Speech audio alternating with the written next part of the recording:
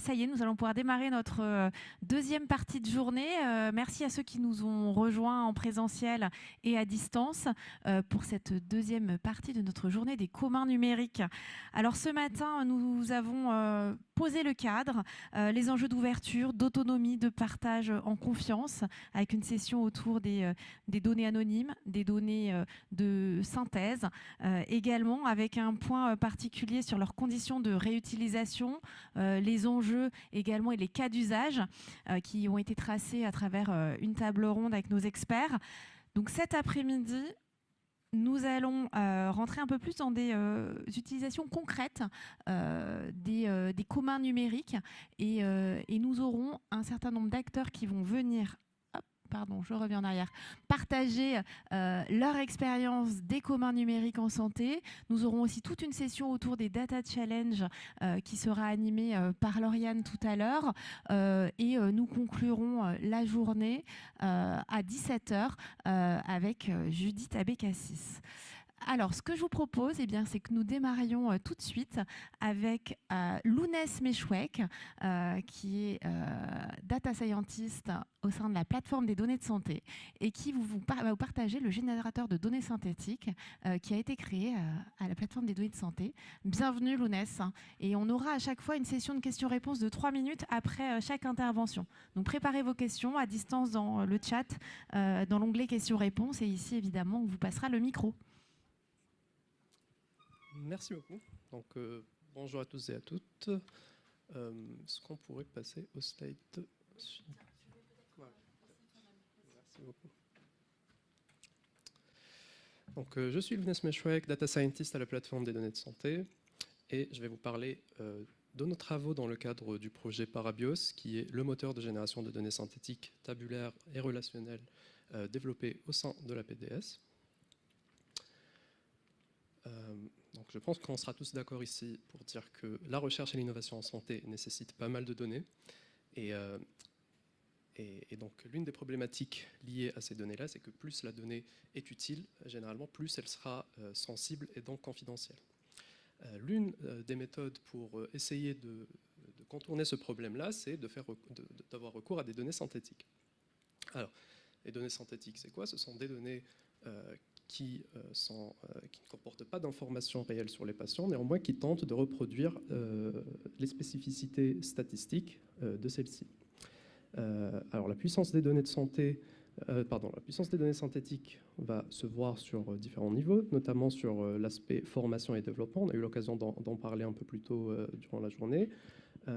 Et notamment également sur l'innovation, sur certaines tâches comme l'augmentation de données, et tout ça en restreignant les risques de confidentialité des données. Néanmoins, si je prends l'exemple des bases de données de santé, type SNDS, la génération de données synthétiques pour ce type de base n'est pas triviale. On va avoir pas mal de problématiques techniques liées à plusieurs aspects.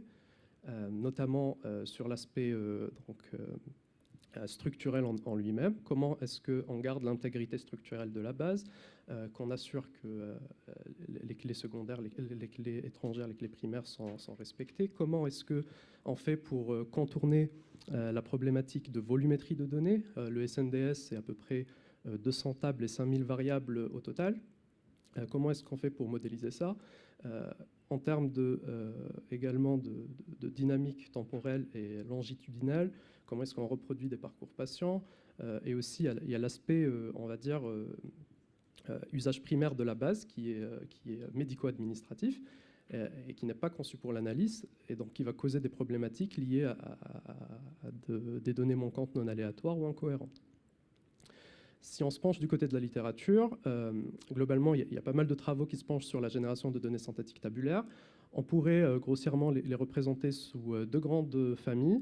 Les familles qu'on va appeler data-driven, c'est-à-dire dirigées par la donnée.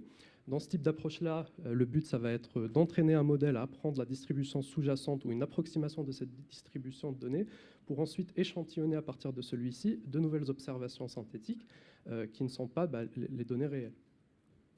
Et l'autre approche, l'autre grande approche, ça va être une approche qu'on va dire knowledge-driven, où là, le but, ça va être de générer des données sans avoir accès aux données réelles. Là, le but, ça va être de diriger le moteur via des règles et éventuellement des statistiques agrégées sur des centaines, des milliers, des dizaines de milliers de patients pour essayer de reproduire des phénomènes. Les deux approches ont des avantages et des inconvénients. Notamment au niveau de l'approche data-driven, on va être moins soumis à l'aspect métier. Néanmoins, il va falloir démontrer que la base de données générée est confidentielle. Or, sur l'aspect knowledge-driven, on va avoir un fort coût de paramétrage avec néanmoins un gain sur l'aspect confidentiel. Et donc, le but de ma présentation, ça va être de vous exposer un peu nos travaux dans le cadre du projet Parabios. Parabios, qu'est-ce que c'est? C'est un moteur de génération de données synthétiques knowledge-driven, donc qui va se baser sur de la connaissance et des statistiques agrégées, pour tenter de reproduire des bases de données de santé de manière synthétique. Et donc ça s'inscrit dans la suite des travaux menés par la PDS sur de la génération de données synthétiques. Vous m'excuserez, il y a peut-être un petit décalage au niveau des slides, mais c'est juste pour dire que donc c'est une continuité, et le but de ce projet-là, ça va être d'ajouter des éléments de vraisemblance, notamment via des statistiques agrégées. Donc là, je vous propose de rapidement regarder sous le capot pour voir comment fonctionne cette approche-là. Donc globalement, le schéma global, c'est celui-ci.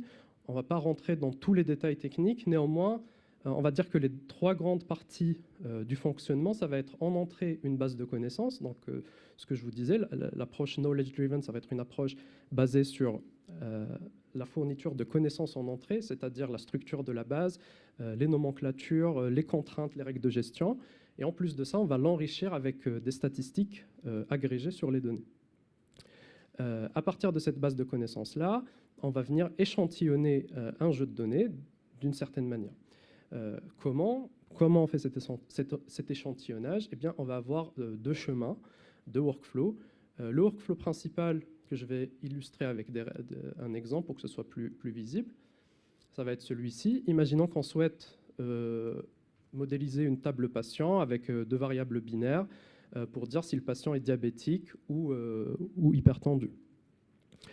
Admettons qu'on veuille ajouter un élément de vraisemblance sur la prévalence des deux comorbidités et qu'on souhaite avoir à peu près 8% de diabétiques et 30% d'hypertendus. Dans cet exemple simple, on peut voir qu'on peut considérer les deux variables comme indépendantes et on peut échantillonner depuis une loi catégorielle en utilisant la prévalence comme paramètre de cette loi pour obtenir donc une représentation de cette table. Et donc ça représente le chemin principal où on passe directement de la connaissance vers la génération parce que les statistiques qu'on souhaite générer ne sont pas antinomiques et peuvent fonctionner ensemble.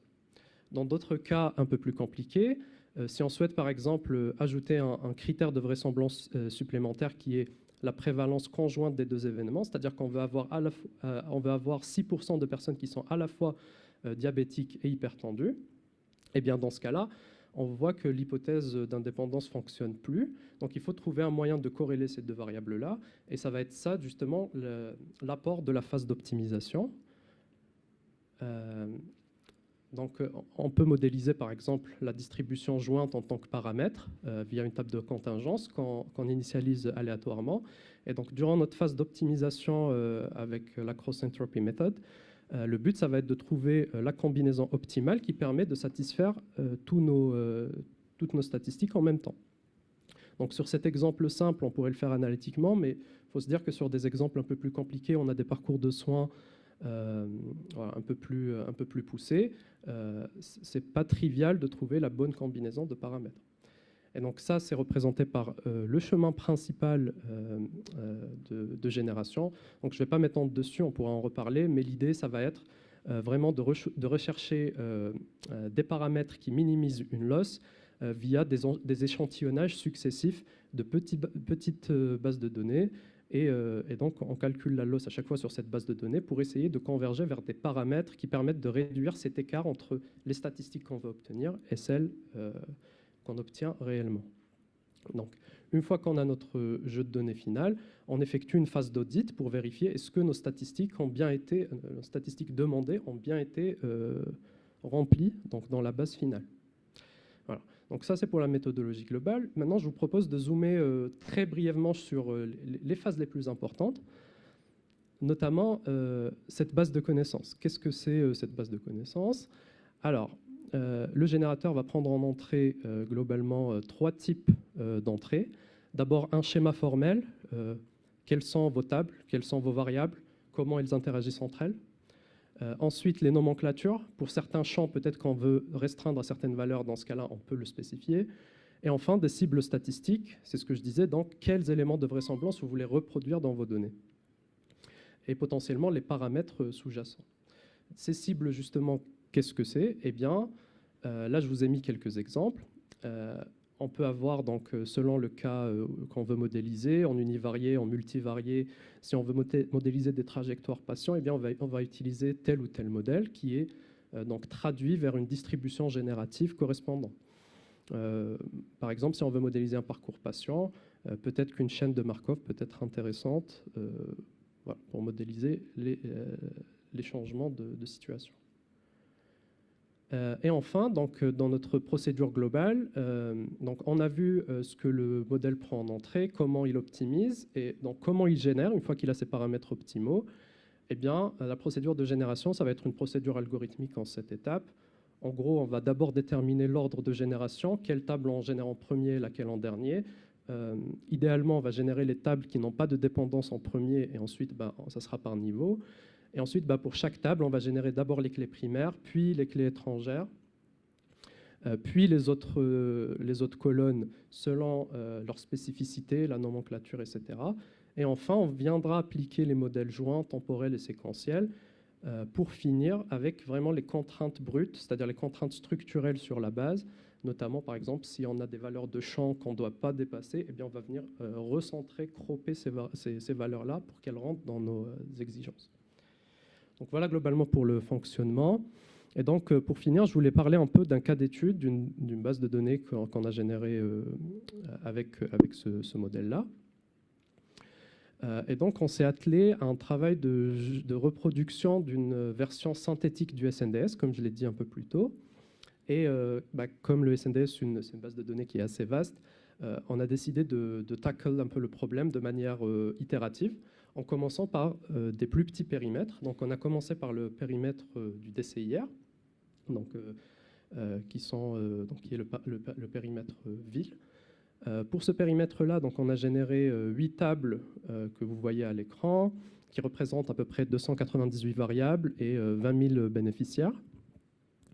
Et donc, les éléments de vraisemblance qu'on a injectés durant la phase de génération ici, ça a été 362 contraintes structurelles, notamment via des nomenclatures, des contraintes au niveau des tables, notamment la séquentialité des dates, la chronologie, j'y reviendrai, et 14 contraintes statistiques qui ont été extraites depuis donc l'extraction Perséphone sur des millions de patients agrégés au niveau de millions de patients. Et donc, je vais rapidement donner quelques exemples de ces contraintes-là et comment on les réalise. Alors ici, donc, propagation de l'information patient. Imaginez que vous ayez votre table de bénéficiaires. Un bénéficiaire, c'est quoi? C'est l'âge, c'est la date de naissance, la date de décès. Et cette information-là, il ne doit pas changer d'une table à l'autre. Un patient, il doit avoir la même date de naissance, peu importe la table où on regarde. Et donc ça, c'est le principe de dépendance fonctionnelle en modélisation de base de données. Et donc ça, c'est une contrainte structurelle qu'on a inclue. Donc là, je vous ai mis un exemple avec un patient entre la table IR-BNR et ERPRSF, où on a donc une cohérence des informations de ce patient-là, justement. Autre exemple de contrainte qu'on a modélisée, donc ce que je disais, c'était la chronologie ou l'enchaînement des dates. Au niveau des prestations, des remboursements de prestations, eh bien, on va avoir une date de début de la prestation et une date de fin de prestation. Il est logique que la date de début soit antérieure à la date de fin. Pareil pour la date de naissance et la date de prestation. On peut pas être né avant ou après avoir eu une prestation, pardon. Et donc ça, on le modélise aussi. Je vous ai mis quelques exemples. Et enfin, en termes de contraintes statistiques, donc là, on était sur du structurel. Maintenant, en termes de contraintes statistiques, donc on en a reproduit 14. Donc là, par exemple, on a reproduit la distribution du sexe des bénéficiaires avec, de manière plutôt fidèle. Donc ça, c'était de l'univarié. Pareil, autre distribution univariée. Donc là, on va voir, c'est une variable catégorielle avec énormément de modalités, plus de 40 000 modalités. Donc le département.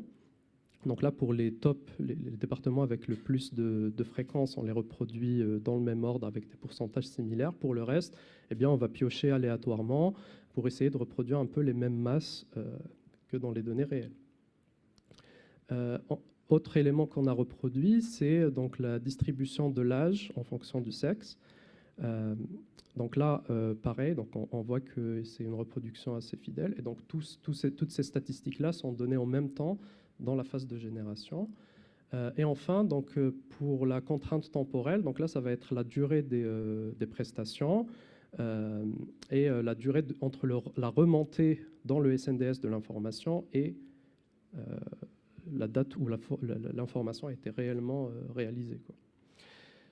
Et donc pareil, ici, on reproduit plutôt bien les distributions, hormis les valeurs aberrantes qu'on ne reprend pas. Et enfin, donc, un petit mot sur les performances de génération. Donc là, je vous ai mis un petit graphe comparatif entre donc la mémoire réelle remplie par le dataset en RAM lorsqu'on le charge et la mémoire nécessaire pour générer ce dataset. Donc là, on a généré 20 000 patients. Concrètement, ces 20 000 patients, ils occupent 5 gigas de RAM lorsqu'on les charge avec Polars. Et lors de la phase de génération, on a eu besoin de 13 gigas de RAM pour les générer.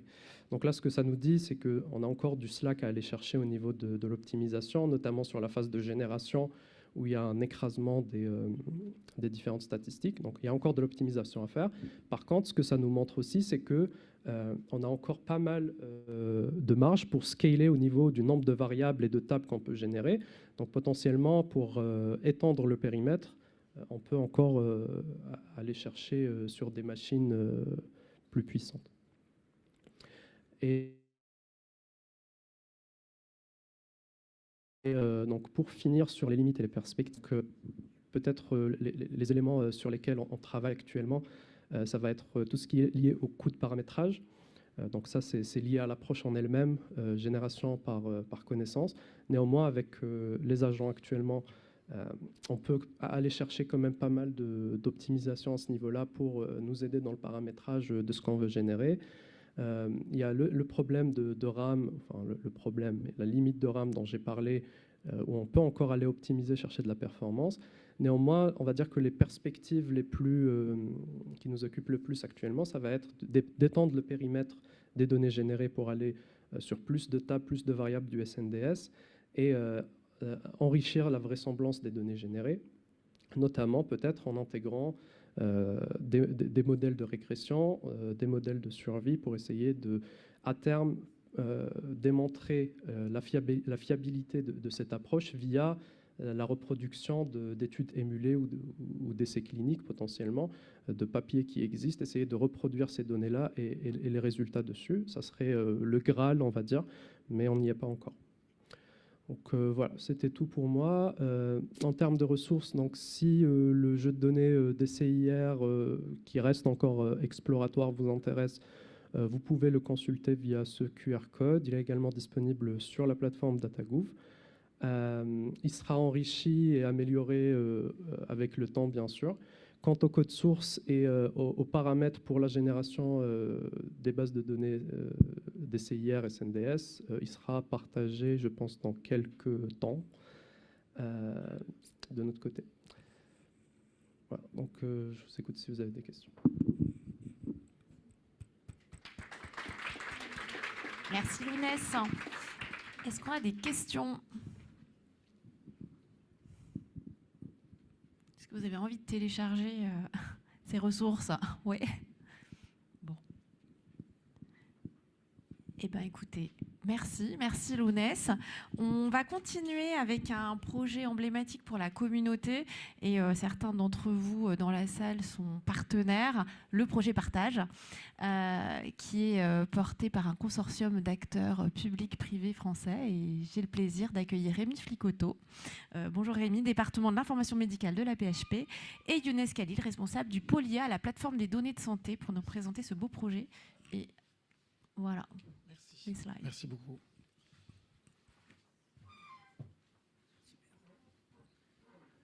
Parfait. Hop. Très bien. Bonjour à tous.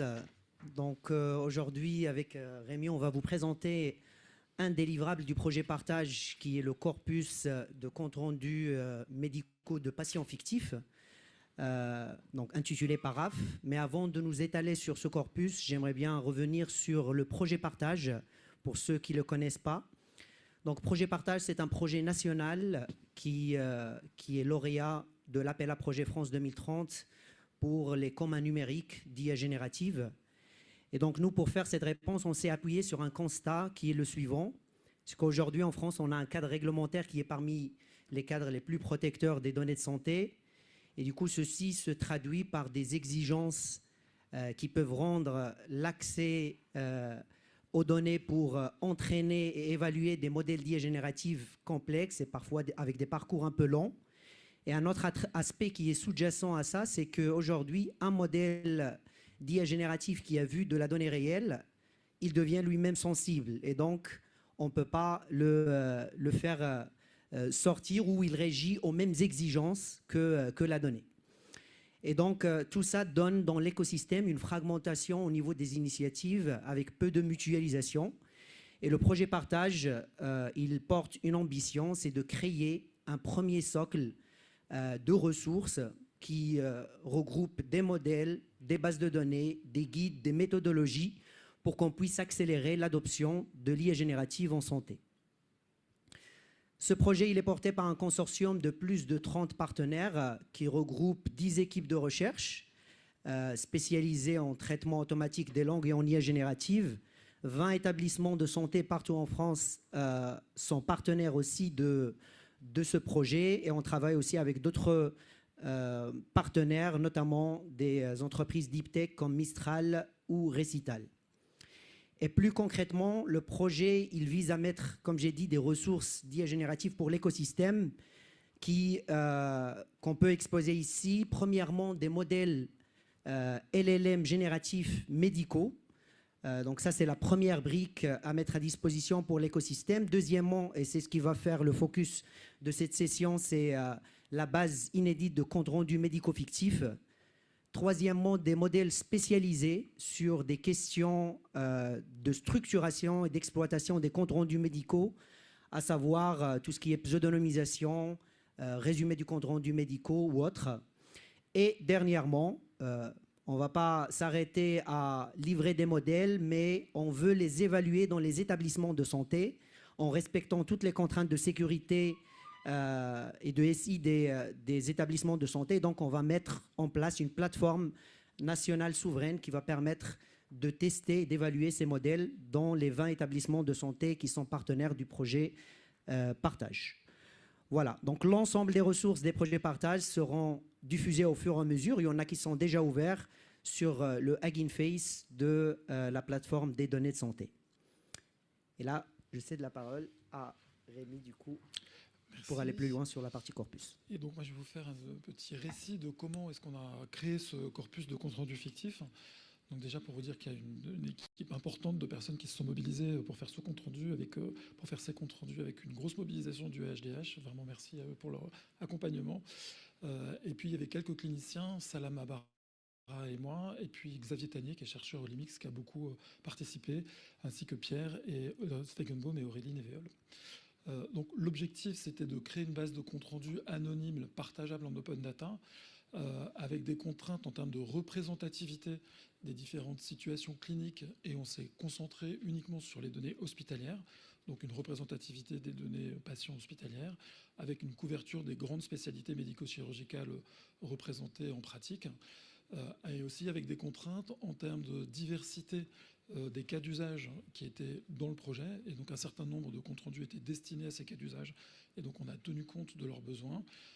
Et puis il y a aussi une question de type de compte rendu pour ces cas d'usage. Il y avait de l'anatomopathologie par exemple qui est un petit peu différente en termes de nature de compte rendu que les comptes rendus d'hospitalisation clinique. Rémi, vous pourriez parler un peu plus près du micro. Ah pardon, excusez-moi. Et donc voilà, on a tenu compte du fait qu'il y avait différents types de comptes rendus réalisés dans le cadre hospitalier, et que certaines spécialités comme l'anatomopathologie avaient besoin d'un type de compte rendu particulier.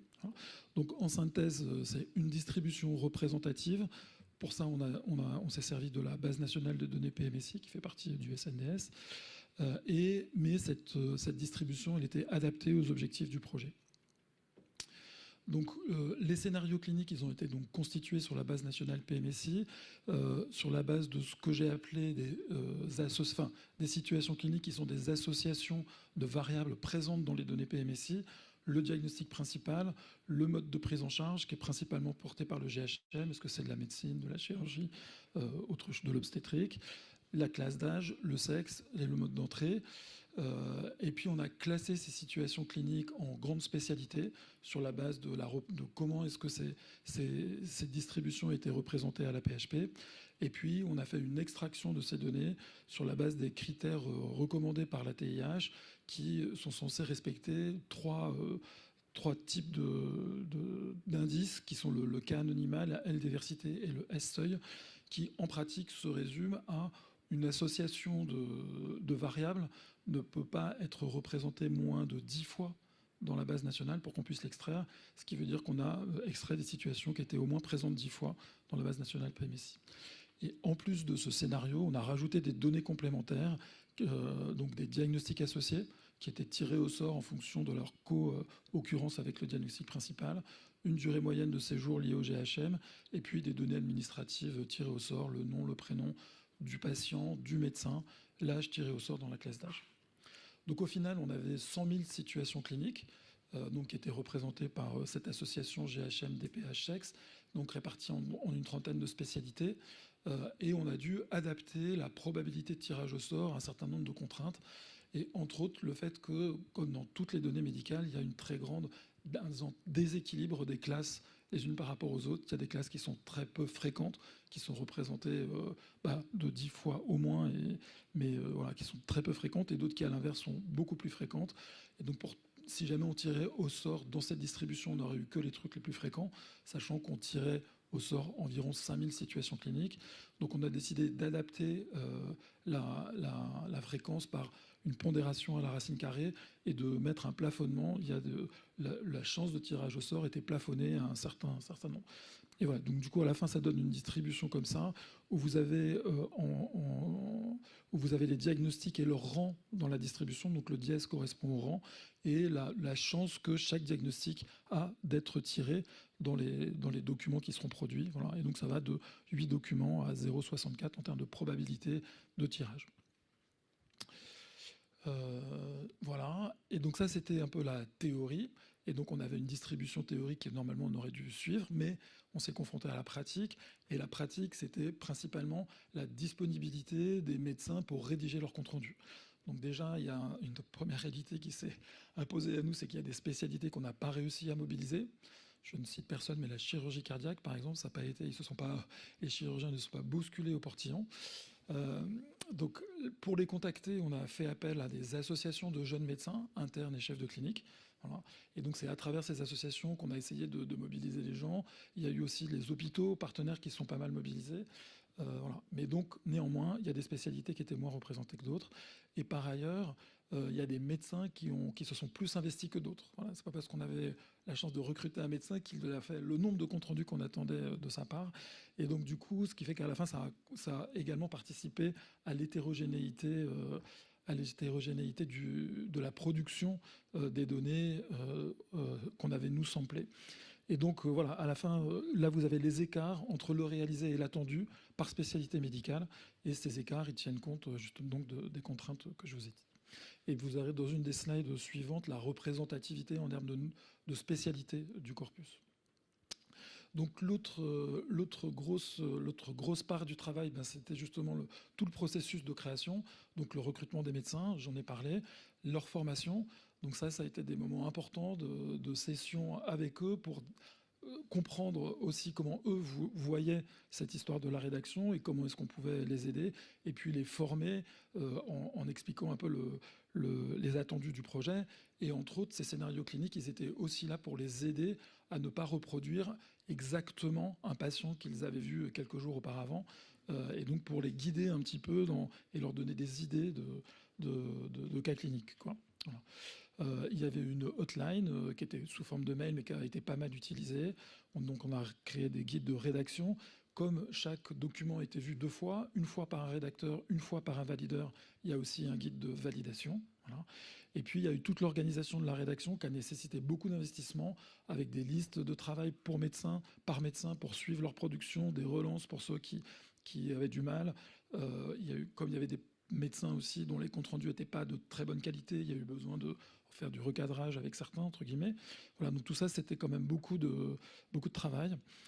Et puis, il y a eu des campagnes d'annotation spécifiques pour les cas d'usage qui avaient besoin d'annotation. Voilà. Et donc, j'ai mis juste une slide pour dire qu'on a utilisé cet outil qui s'appelle Inception et qu'en plus de la rédaction, il y a eu le recrutement des médecins pour l'annotation. Donc, à la fin, ça donne donc ce corpus dans lequel il y a 7000 documents. Alors, c'est 5000 cas cliniques qui correspondent à 7000 documents parce que dans certaines spécialités, on avait décidé avec les médecins qu'un cas clinique pouvait avoir plusieurs documents.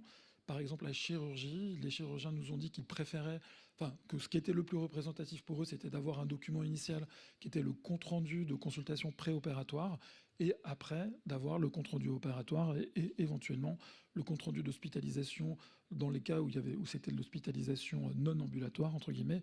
Donc, par exemple, pour la chirurgie, on pouvait avoir jusqu'à 3 documents en fonction de ces situations. Donc, on a créé les guides méthodologiques. Il y a 120 médecins qui ont été recrutés dans une vingtaine de spécialités. Donc, tous les comptes rendus ont été revus. Donc, certains ont pu être rejetés par manque de qualité. Donc, il n'y a eu que 3,6% de taux de rejet, donc ce qui est faible. Et le coût était relativement élevé, anticipé, mais relativement élevé, de l'ordre de 500 000 €, et qui était entre autres porté par le fait qu'on a dû passer par une agence d'intérim et que donc tout cet argent n'a pas été directement au médecin rédacteur. Il y en a une partie qui a été captée par l'agence d'intérim. Donc en pratique, voilà, c'est ce que je vous disais, vous avez la représentation de la diversité des spécialités et du nombre de comptes rendus par spécialité, avec la partie haute du graphique qui correspond au compte rendu destiné au cas d'usage. Voilà, qui représentent donc une part relativement importante du corpus. Donc ces cas d'usage, ils sont notés là.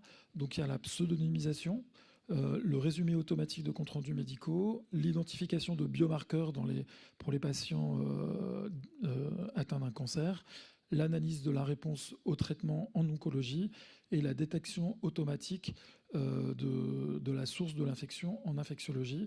Et vous avez le nombre de comptes rendus annotés ici qui est détaillé pour chacun de ces cas d'usage. Voilà. Donc, petite digression sur le cas d'usage codage, qui est le cas d'usage 2, au milieu du 1 et du 2. Comme on donnait le scénario sous forme de code SIM10, on a initialement pensé qu'il n'était pas nécessaire de faire de l'annotation en SIM10, puisque le scénario était fourni. Voilà. Néanmoins, il y a eu beaucoup de liberté prise par rapport à ces scénarios, d'une part, et d'autre part, pour ces jeunes médecins, parfois une incompréhension de ce que voulaient dire les codes SIM10. Et donc, à la fin, on n'a pas encore de jeu d'annotation vraiment fiable pour la SIM10. Il va falloir revoir ces comptes rendus et leur donner un code SIM10 plus fiable pour qu'il puisse être utilisé. Voilà. Du coup, assez rapidement, sur la mise à l'échelle et les perspectives. Donc, on a publié ce corpus en mars dernier. Du coup, on a eu une adoption qu'on qualifie de massive, avec plus de 3000 téléchargements des différents corpus qui ont été publiés. On a une réutilisation qui est engagée, notamment avec des acteurs, que ce soit académiques, hospitaliers, mais même industriels, type Doctolib ou Claude Bernard, qui ont déjà commencé à utiliser les comptes rendus sur leur chantier interne. Et on a fait aussi une ouverture vers l'enseignement supérieur pour que ce corpus-là puisse être utilisé dans le cadre de la formation et pour des fins pédagogiques. On a relevé aussi 2 choses. C'est qu'il y avait une forte mobilisation des professionnels de santé. Il y en a même qui ont exprimé leur souhait de contribuer activement à ce genre de projet. Et on a relevé aussi que les acteurs de l'écosystème, ils ont trouvé le corpus super bien, mais il y avait quand même des besoins parfois spécifiques sur des cas d'usage spécifiques. Et du coup, ils voulaient savoir est-ce qu'il y a une continuité par rapport à tout ça. Et donc, nous, ce qu'on a proposé comme continuité, c'est de mettre à l'échelle ce travail qu'on a fait un peu manuellement pour générer ce corpus et réaliser une plateforme collaborative qui va permettre de mettre en lien un porteur de projet, que ce soit industriel, hospitalier ou académique, avec une communauté de médecins autour de projets thématiques. Et donc l'objectif de cette plateforme collaborative, c'est de pouvoir générer à la fin des corpus open source qui vont servir au développement de nouvelles IA en santé. Ah, je reviens. Voilà pour nous. Si vous avez des questions, n'hésitez pas. Merci. On a quelques questions en ligne et notamment, donc on parle de médecins, mais est-ce que les paramédicaux pourront aussi contribuer? Est-ce qu'il y a aussi une partie un peu plus large pour pouvoir... Pour l'instant, on est plutôt parti sur les comptes rendus médicaux. C'est vrai qu'on n'a pas encore réfléchi à cette histoire de paramédic, mais à terme, pourquoi pas? En tout cas, c'est sûr que c'est une partie importante de la production des données de santé. On en a bien conscience que, surtout à l'hôpital, les données textuelles qui sont issues des transmissions infirmières, c'est un élément important. Mais pour l'instant, en tout cas, on n'est pas rentré sur ce domaine-là. Dans le scope hospitalier, en tout cas. Ouais, et ça reste dans le scope hospitalier. Okay. On a essayé un petit peu de tester l'idée d'intégrer des médecins généralistes dans le projet, mais on n'a pas senti un engouement très fort. Et donc, voilà, on n'a pas poursuivi dans cette voie-là. Et par ailleurs, c'est vrai que c'était plus simple de travailler sur les données hospitalières, sachant les hôpitaux participant au projet. On avait voilà, un tissu relationnel plus fort dans ce domaine-là. Et c'est un peu pour ça qu'on s'est concentré là-dessus. Et juste en complément, par exemple, cette plateforme collaborative, je pense que via cette plateforme, on peut étendre aussi le scope vers d'autres spécialités, vers d'autres scopes du domaine médical. Ouais. Tout à fait. En fait, c'est l'objectif de cette plateforme que de pouvoir porter d'autres projets, de nouveaux projets, et justement de compléter ce qui a été fait dans Partage par d'autres projets. On a quelques précisions. Alors, oui, allez-y.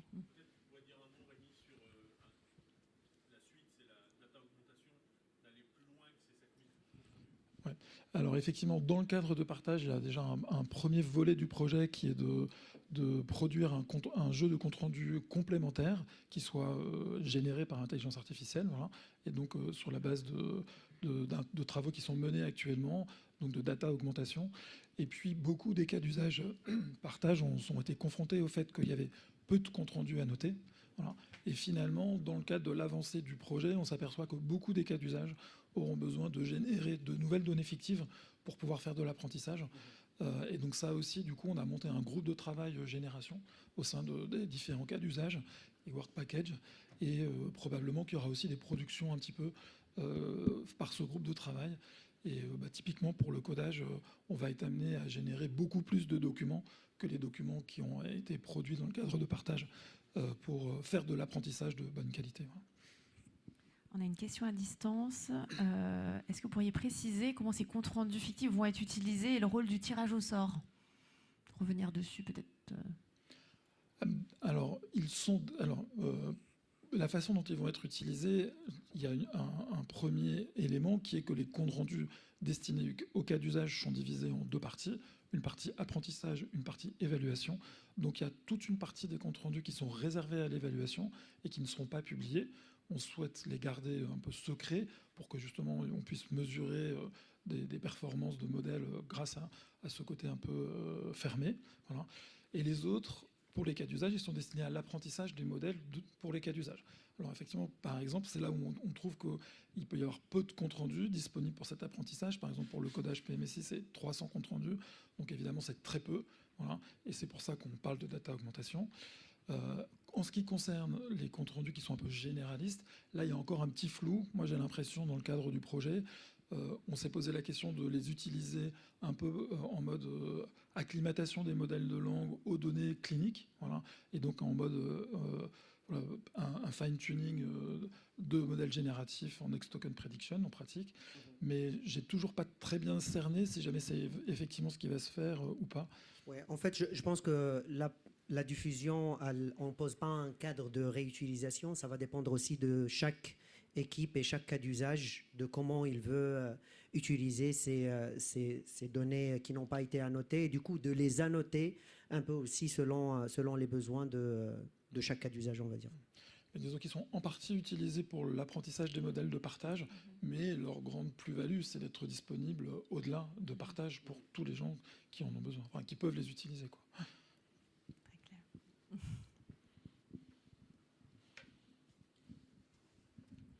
Alors, merci beaucoup et bravo pour tout ce travail-là. On est impressionnés, nous aussi, de notre côté start-up. On fait, en gros, une IA générative, entre autres, spécialisée en médecine de la reproduction, pour accompagner les médecins dans les centres de fécondation in vitro à mieux traiter l'infertilité. Et au début, on avait une grosse frustration pour les datasets, pour faire le fine-tuning de LLM qu'on a, parce que le corpus français francophone était assez minime à échelle internationale. Donc quand on a vu les deux bases, il y a le Parcomed et le Paraf. Je pense qu'on a fait partie des 10 premiers téléchargements. Donc on a bien décortiqué le travail qui est super énorme. Donc encore une fois, bravo. Et ce qui nous permet de faire notre fine-tuning de LLM, des modèles en medical NIR, de faire plusieurs autres choses. Bon, on est spécialisé en médecine de la reproduction, donc je ne pense pas que ça soit une des priorités des spécialisations. Quelques questions. Donc où vous avez parlé tout à l'heure des LLM qui sont produits sur la première brique. Ils sont où? S'ils sont disponibles en open source, ça serait bien, parce que sur Hugging Face, sur votre page, ils ne sont pas. En fait, ils seront bientôt mis à disposition via Hugging Face. Aujourd'hui, on est sur une phase d'évaluation pour fournir, au-delà de fournir juste le modèle, fournir aussi l'évaluation sur différents benchmarks et pouvoir permettre au cas d'usage lead de dire je vais utiliser ce modèle et pas l'autre. Donc ça va arriver normalement courant juillet sur Hugging Face. Super. Super. On parle de quelle taille? Ça va jusqu'à... On est sur des tailles moyennes jusqu'au 8B, du coup jusqu'à 8 milliards. Ouais. Ok. Petite parenthèse, on fait les fine-tuning maintenant sur les 250 et on a des résultats super bien avec vos bases. Deuxième question, pardon si je prends un peu de temps. Et du coup, la plateforme collaborative, son lancement aussi, elle est déjà disponible? En fait, on est sur l'étape de conception de la plateforme, mais l'idée, c'est de pouvoir la mettre en production début d'année prochaine. Donc là, c'est en cours. D'accord. Bon, on a fait juste dernière chose, on a fait un article de blog sur Hugging Face pour décortiquer vraiment toutes ces bases-là, à usage pour toute personne qui veut faire le fine-tuning de leur LLM. Voilà. Super intéressant, merci beaucoup. On l'a vu, l'article, c'est très intéressant. Merci. J'ai deux dernières petites questions et peut-être une très courte après de Vincent. Vous avez cité Doctolib, quel est son cadre, sa légitimité d'intervention dans le cadre du compte-rendu? En fait, sur Doctolib, c'est comme tout industriel qui peut profiter en fait de cette ressource ouverte. Ils avaient aussi des questions sur le corpus et ils vont l'utiliser dans le cadre de chantiers internes. Voilà. Et dernier point, à distance, que sont les modèles de partage? En fait, on a travaillé sur des modèles open source on a continué l'entraînement de ces modèles. Il y a du Mistral 7B, il y a du Oro LLM, il y a de l'Apertus, mais ça va, du coup, pour les autres, ça va venir dans les prochaines semaines sur Hugging Face. Sur Hugging Face. Merci. Vincent, peut-être dernière...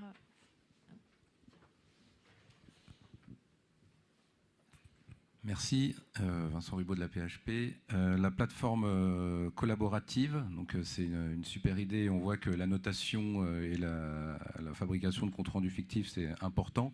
Est-ce que vous avez des idées de comment encourager le personnel médical à participer à ces sujets-là autour de cette plateforme, en fait?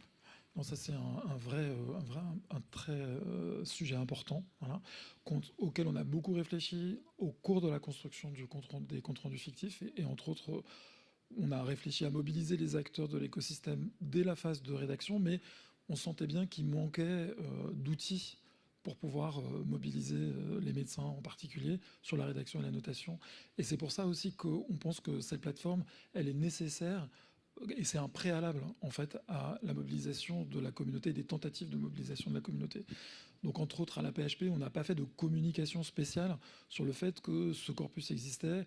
Enfin, le corpus qui existait, oui, mais sur le fait que des médecins pourraient s'investir dans la rédaction de nouveaux comptes rendus. Et on attend justement, on est un peu en attente d'avoir quelque chose d'un peu construit pour pouvoir déclencher des campagnes de sensibilisation et de mobilisation. On en parle entre autres justement avec les startups qui sont dans le projet, et elles nous disent qu'il y a effectivement, elles embauchent des médecins pour faire de l'annotation, et qu'il y a des médecins qui sont vraiment intéressés par ça et motivés pour participer à la construction des outils d'intelligence artificielle qu'ils utiliseront. Et donc c'est aussi à travers ce biais-là qu'on espère les recruter. Mais c'est clair que c'est un sujet majeur et que on a besoin de la participation de la communauté médicale pour créer des données qui participeront à l'apprentissage des modèles. Ça, c'est clair. Ok, merci Rémi. Bien, merci à tous les deux. Bravo encore pour ce travail et on vous invite tous à contribuer à partage. Alors, on va continuer justement, nous, un sujet qui nous tient beaucoup à cœur au sein de la plateforme des données de santé et dans la perspective du déploiement du règlement sur l'espace européen des données de santé. Eh bien, c'est de bien cartographier les bases de données qui existent en France avec le détail de ces bases de données, leur qualité, la profondeur historique. Et pour ça, on a mis à disposition un éditeur, un catalogue de métadonnées et on a un exemple emblématique aujourd'hui avec Camille Bachot. Merci Camille d'être là, Medical Data Platform spécialiste chez Roche, et tu vas nous parler de ton expérience de ce catalogue. Merci Carole, absolument. Avant de démarrer, donc quelques mots de contexte sur notre stratégie de partage de données chez Roche en France.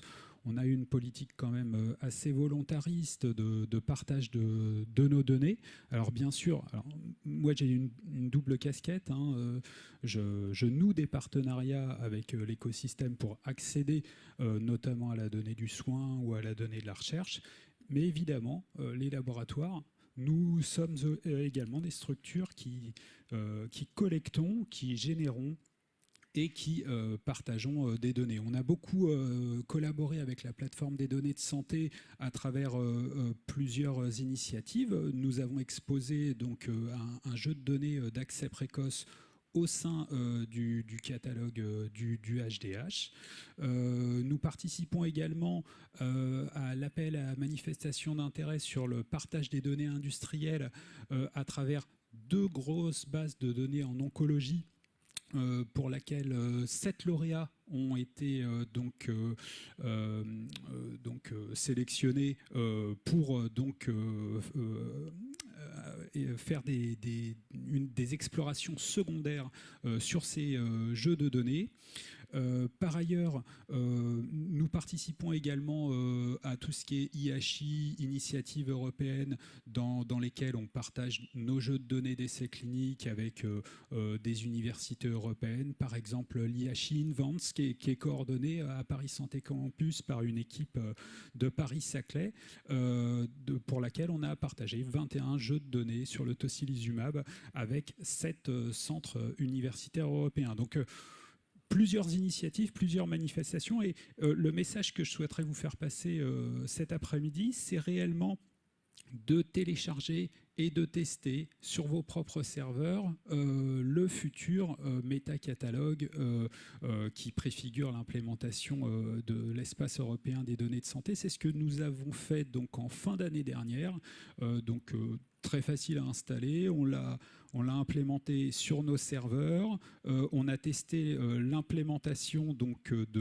d'un jeu de données en l'occurrence, et en fait ça nous permet de nous poser pas mal de questions, puisqu'il faudra qu'on soit prêt en 2029.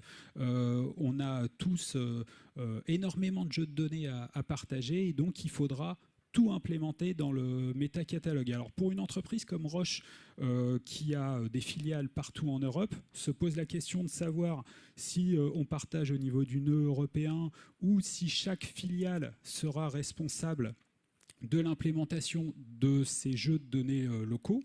Nous, par exemple, en France, on est une filiale commerciale, on génère des jeux de données d'études observationnelles, des jeux de données d'accès précoce, d'accès compassionnel. Donc on aura certainement la main pour implémenter et décrire ces jeux de données dans ce catalogue. Donc il nous reste à tester avec les équipes de la plateforme l'import automatique dans le méta-catalogue, puisque rien qu'en France, c'est entre 120 et 140 jeux de données qu'on devra exposer dès 2029, et puis au fur et à mesure de la création des nouveaux, poursuivre. Et donc ce sera pareil dans toutes les filiales et également au niveau global. Donc en tout cas ça marche très bien. On n'a eu aucune difficulté à l'installer. Vous pouvez mettre votre logo. Là on va tester également les notions de requêtage en période en phase de test. Et c'est important, voilà, d'anticiper toutes ces questions. Donc nous on a de la chance en France parce qu'on est un peu fer de lance de l'implémentation de l'espace européen des données de santé. On discute beaucoup avec les autres filiales qui n'ont pas forcément encore vraiment la notion de ce qui va changer en termes de partage et en termes de guichet. Et donc, il faut démarrer maintenant, en fait. Merci Camille.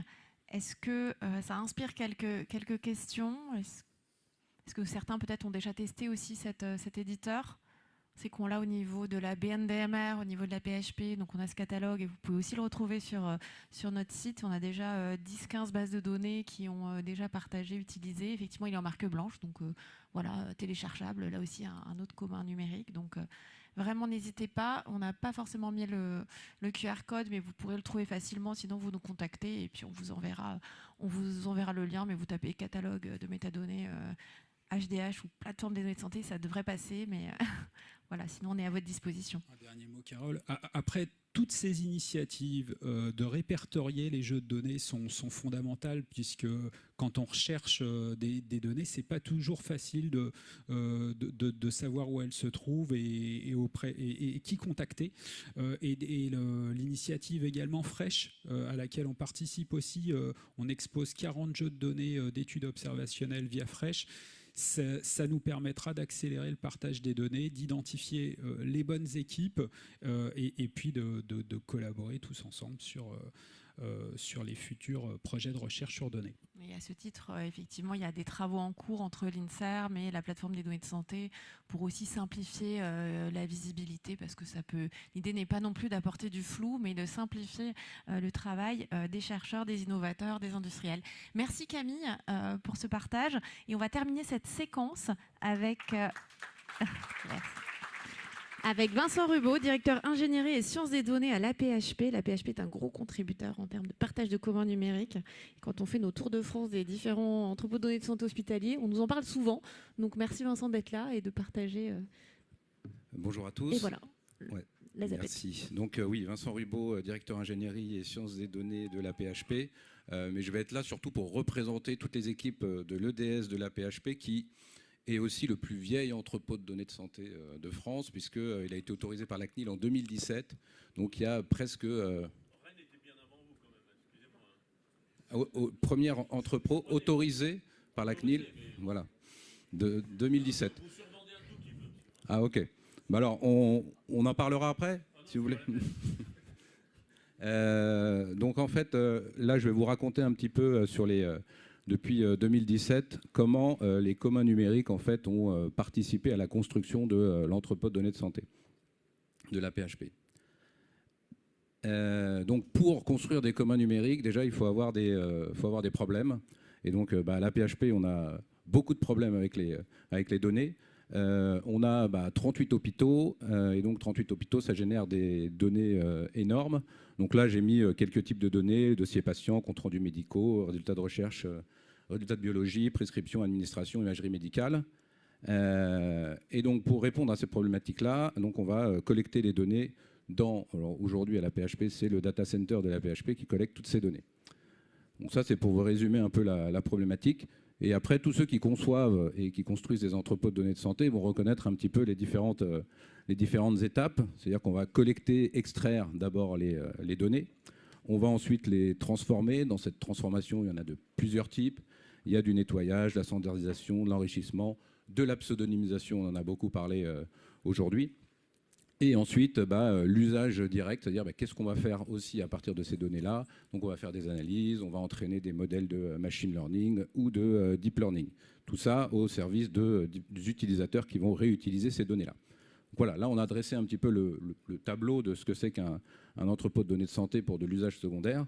Et après, on va voir que pour construire tout ça, eh bien, il faut du logiciel, il faut du code. Et donc, du coup, à toutes ces étapes-là, il va falloir développer des traitements. Et donc, on peut évidemment choisir d'utiliser un éditeur de logiciels qui fait ce genre de choses. Alors, en 2017, évidemment, il n'y en avait pas. Aujourd'hui, il y a beaucoup d'acteurs qui font ça. Mais en tout cas, à la PHP, ça a été construit au départ et développé en interne en s'appuyant sur des communs numériques. Donc si je commence par parler de la partie collecte et extraction, donc on a une problématique, c'est que on a des documents médicaux qui sont sous forme PDF dans les dossiers patients informatisés. Et donc qui dit PDF dit difficulté d'exploitation directe. Et donc du coup, on a un commun numérique qui a été développé qui s'appelle EDS PDF. Donc le nom est simple, que vous retrouvez donc sur le GitHub de la PHP. Il y a une publication aussi d'un article qui explique comment il fonctionne. Mais en quelques mots, ce commun numérique permet à partir d'un PDF d'extraire le texte, de détecter les différentes zones du PDF. Vous pouvez l'utiliser finalement tel quel, mais vous pouvez aussi, le commun permet du coup d'adapter aussi à vos problématiques si vous voulez choisir des zones différentes que celles qui sont à la PHP, puisque les comptes rendus médicaux ne sont pas forcément structurés de la même manière dans tous les hôpitaux. Donc ça, c'est le premier. Ensuite, on a un deuxième qu'on appelle le Form Builder, là, qui est plutôt un outil qui va nous permettre de structurer. On a beaucoup de ce qu'on appelle des formulaires dans le dossier patient informatisé, qui sont des questions avec des réponses. Et donc, tous les personnels médicaux et paramédicaux saisissent finalement des informations dans ces questionnaires. Et après, c'est très difficile de les réexploiter. Donc, en fait, on a utilisé un outil qui est un fork. Alors, le fork, c'est on reprend un outil existant et puis on l'adapte à notre besoin. Et donc, on a créé un fork qui s'appelle le Form Builder qui nous permet de simplifier après la transformation de ces données-là pour les structurer sous la forme FHIR, qui est un format plus facile à interpréter.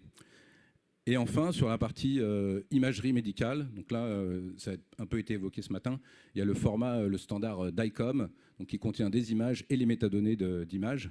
Et donc, du coup, on a développé aussi c'est un PACS de recherche qui permet de récupérer ces données-là et de les traiter.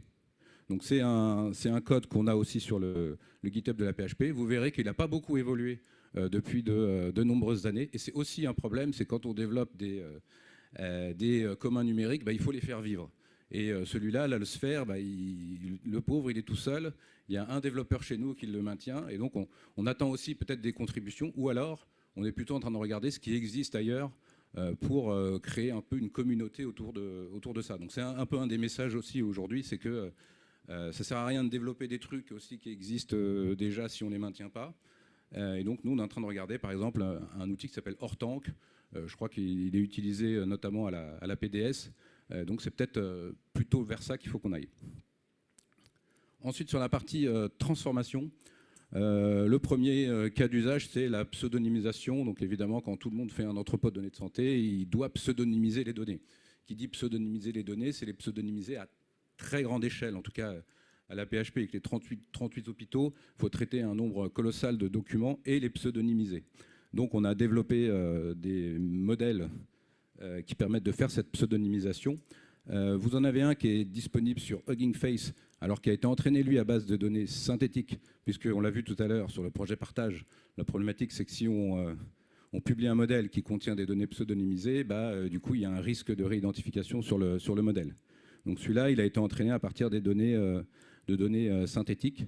Et donc vous pouvez télécharger ce modèle, le tester, et également le code de comment tout ça a été conçu pour pouvoir tester et réadapter aussi à vos contraintes à vous.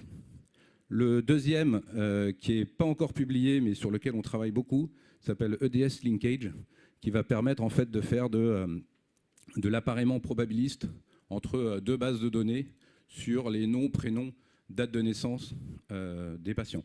Donc on l'utilise par exemple dans un système d'enrichissement, notamment pour récupérer les dates de décès des patients. Donc on va récupérer les données de l'INSEE avec les dates de décès, on va les confronter aux données de la PHP, et donc on va récupérer les dates de décès des patients qui sont décédés hors de l'hôpital. Ça, c'est évidemment une information qui est importante. Ça, c'est un des cas d'usage, mais on a plein d'autres cas d'usage de EDS linkage quand on va confronter une base de données de soins, une base de données de recherche. À partir du moment où on a l'accord CNIL qui fait qu'on peut comparer les données, et bien du coup, on va retrouver les patients d'une base à l'autre. Et donc, on va publier aussi cet EDS linkage. Enfin, la dernière partie, c'est l'usage des données. Donc, là, c'est qu'est-ce qu'on va mettre à disposition des utilisateurs qui vont réutiliser ces données-là. Donc, on a deux communs. Alors, ça, c'est notre commun un petit peu star du GitHub de la PHP, c'est EDS NLP. C'est une boîte à outils qui permet d'utiliser tout un cadre de travail pour faire du NLP, donc Natural Language Processing, sur les documents médicaux, et qui va vous permettre d'extraire en fait des zones du texte de manière automatique et donner tout un guide pour le faire. Et enfin, le dernier commun, c'est Helix. Donc ça, c'est ce qu'on appelle une bulle sécurisée. Quand on met à disposition les données, elles doivent être sécurisées dans une bulle avec des applications pour exploiter ces données-là, avec tout un tas d'exigences de sécurité sur l'authentification.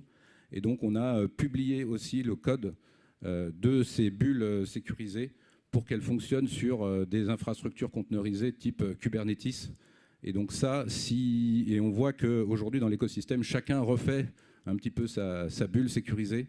Donc c'est intéressant aussi de partager la façon dont on l'a fait, et surtout que le travail sur les exigences de sécurité est quelque chose qui est assez important.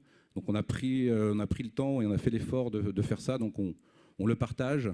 Et comme quelqu'un disait tout à l'heure, essayez, voilà, ça coûte pas très cher d'essayer ces choses-là, et adaptez-les aussi à votre besoin. Donc ça, c'est les communs numériques que nous, on a produits. Mais évidemment, tout ça, c'est appuyé sur d'autres communs, ou en tout cas de bibliothèques open source ou standard libre. Et donc là, on a mis un peu toutes les technologies open source qu'on utilise pour construire l'entrepôt de données de santé. Donc vous allez reconnaître probablement des technologies. Donc pour tout ce qui est traitement massif de données, c'est Spark qu'on utilise. Iceberg, c'est aussi quelque chose qui est assez nouveau, mais qui permet d'avoir des infrastructures Delta Lake pour gérer les données de manière massive. On s'appuie sur un cluster Kubernetes pour faire tout le traitement et le compute des données. Pour faire du stockage, on utilise Ceph. On s'appuie sur des frameworks comme PyTorch pour toute la partie machine learning. Là, il y a deux petits outils aussi qui sont importants parce qu'ils sont vraiment spécifiques à la santé. Il y en a un qui a été évoqué tout à l'heure par Rémi, c'est Inception, qui permet de faire de l'annotation sur le texte.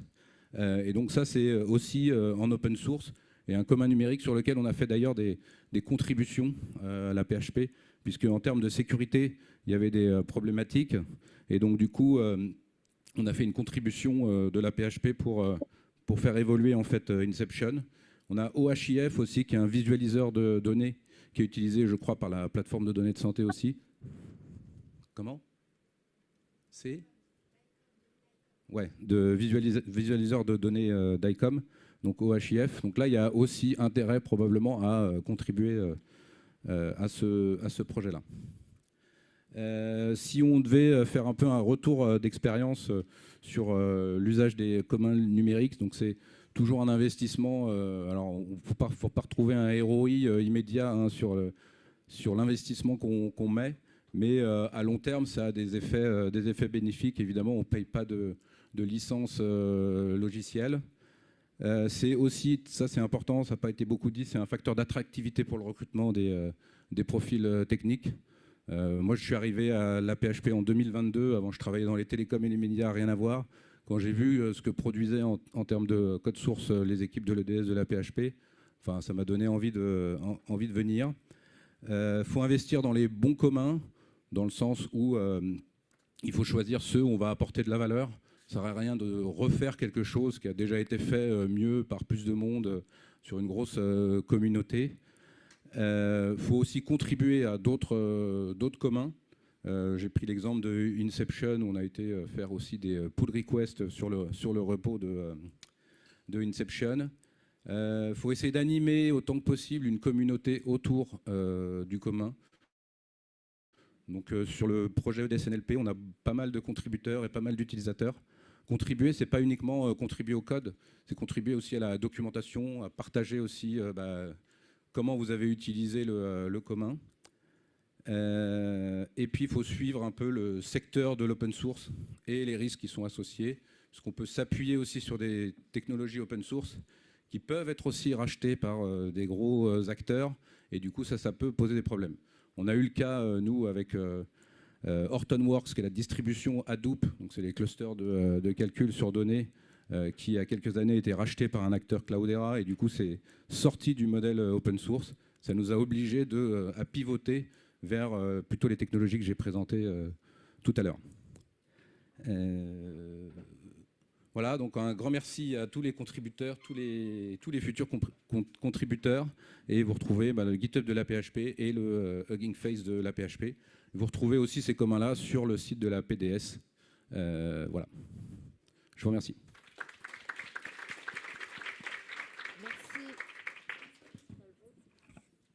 Merci Vincent, très clair. C'est vrai qu'on sent aussi qu'il y a besoin de visibiliser, de partager, parce qu'on voit qu'il y a des initiatives qui fleurissent un peu partout. Donc voilà, nous on a évidemment cette bibliothèque ouverte d'algorithmes en santé. Comment on fait pour pouvoir mieux partager et être au courant finalement que ce type d'outil existe si on n'est peut-être pas au départ sur GitHub, Gingface. C'est quoi votre conseil ? Le conseil, c'est ce type d'événement, donc que chacun puisse venir présenter. BOAS, ça c'est aussi une bonne façon, parce que là tout à l'heure, on a vu que c'était Nancy qui a fait des choses sur le DICOM. Et après, il faut leur trouver aussi un endroit où la plateforme des données de santé, on va référencer finalement toutes les initiatives et se regrouper aussi autour de problématiques. Donc, par exemple, la problématique de l'imagerie, c'est un peu une problématique à part, et donc il faudrait prendre un peu tous les acteurs qui travaillent sur ce sujet-là et se dire quels sont les bons outils. Donc, par exemple, sur le PAX, il y a Hortank, voilà.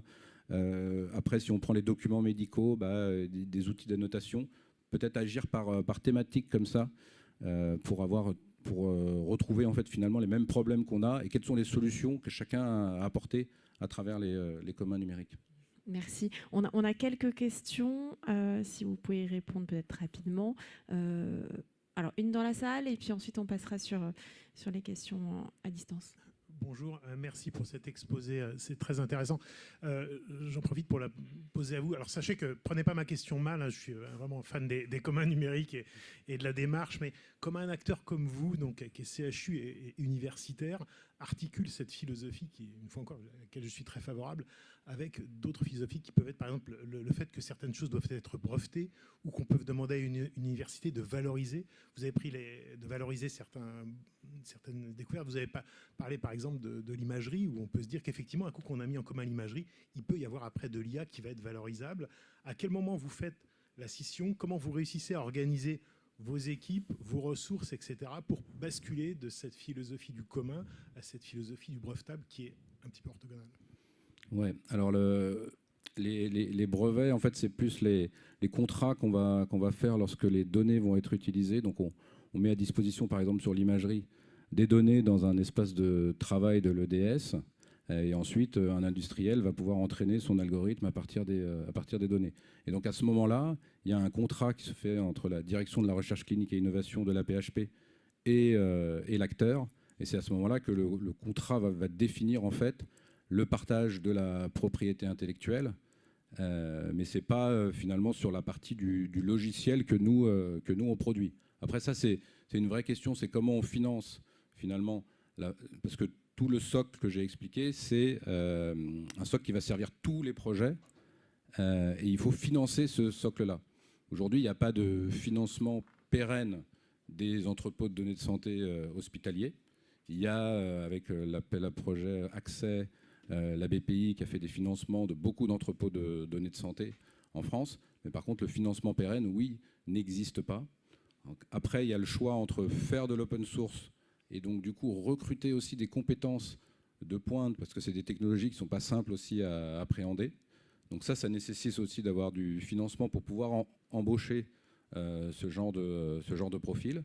Donc on se sert aussi des financements qui sont apportés par la recherche à certains projets qui vont nous aider aussi en termes de financement. Voilà, je ne sais pas si j'ai répondu à votre question, mais c'est effectivement une équation pas simple à résoudre.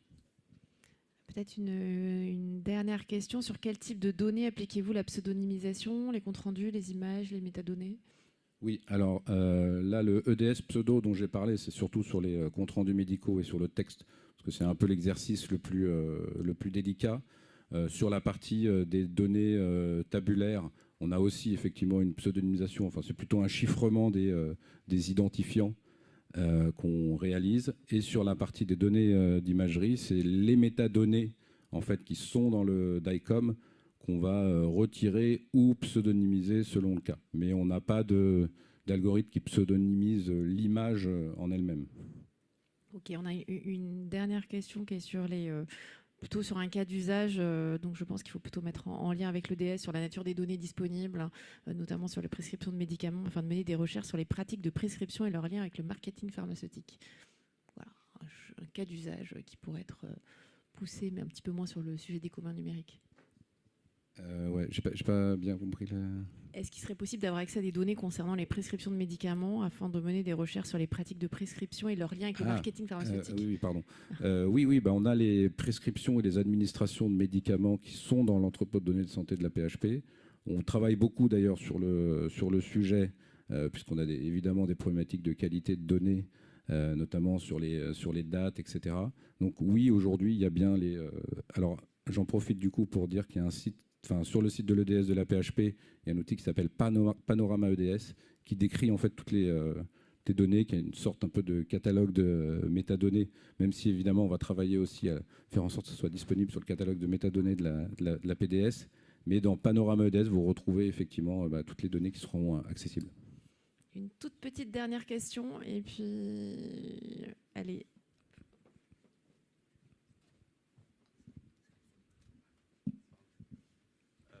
Merci beaucoup. Alors, moi, j'ai une question qui est avant la pseudonymisation, en fait, et pour les données tabulaires. Souvent, on retrouve des données tabulaires dans différents systèmes d'information hospitaliers qu'il va falloir extraire, fusionner, pour être sûr que le même patient, on arrive à mettre les mêmes données. Est-ce qu'il y a des solutions pour ça aujourd'hui dans votre GitHub pour faire ça, ou ça reste toujours à la mano? Alors, en fait, ça dépend de comment est construit le système d'information clinique à la source. Est-ce qu'il a des identifiants communs qui permettent de se retrouver dans les différentes bases de données? Donc, il y a, à la PHP en tout cas, il y a ce qu'on appelle l'IPP, c'est l'identifiant patient unique à travers tout le système d'information. Donc ça nous permet de retrouver un peu nos petits entre les différentes bases. Sauf que quelquefois, il est mal renseigné, mal qualifié, etc. Et donc, d'où le fait qu'on peut utiliser aussi quelquefois, dans certains contextes, des appareillements plus probabilistes. Et notamment, l'outil EDS Linkage dont je parlais va nous permettre de faire un rapprochement par nom, prénom, date de naissance entre deux bases, si on n'a pas un identifiant qui permet de faire le lien. Super. Merci. Eh bien, merci beaucoup.